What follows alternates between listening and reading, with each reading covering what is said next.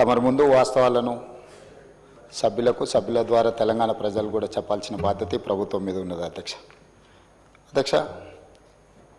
తెలంగాణ రాష్ట్రం వచ్చిన తర్వాత 2014 నుంచి డిసెంబర్ 6, 2023 వరకు ప్రతి నెల యావరేజ్గా గత ప్రభుత్వం ఖర్చు పెట్టింది 52 కోట్ల రూపాయలు రాజీవ్ ఆరోగ్యశ్రీలో. డిసెంబర్ 7, 2023 నుంచి మార్చ్ 25, 2026 దాదాపుగా 26-27 నెలలలో ప్రతి నెల ఈ ప్రభుత్వం ఖర్చు పెట్టింది 89 కోట్ల రూపాయలు అధ్యక్ష యావరేజ్గా.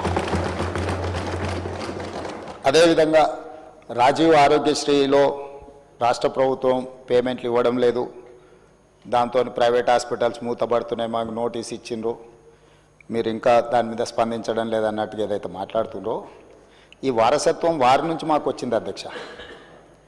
ఈ రాజీవ్ ఆరోగ్యశ్రీ బకాయిలు పెట్టి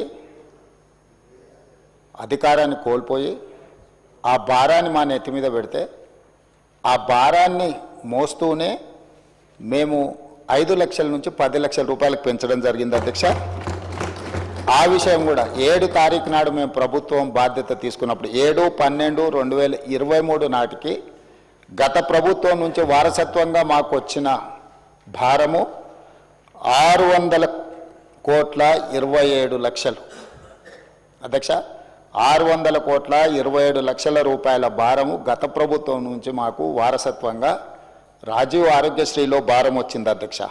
అందులో గవర్నమెంట్ హాస్పిటల్స్కి 240,11 లక్షలు, ప్రైవేట్ హాస్పిటల్స్లో 360,16 లక్షలు.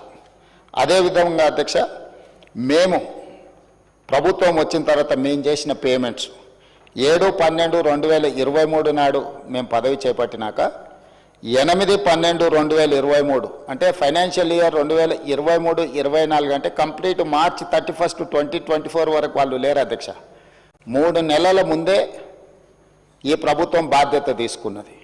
ఈ ప్రభుత్వం బాధ్యత తీసుకున్న 8/12/2023 నుంచి ఈ రోజు వరకు 2,408 కోట్ల రూపాయల 51 లక్ష ఇప్పటి వరకు మన ప్రభుత్వం పే చేసింది అధ్యక్ష.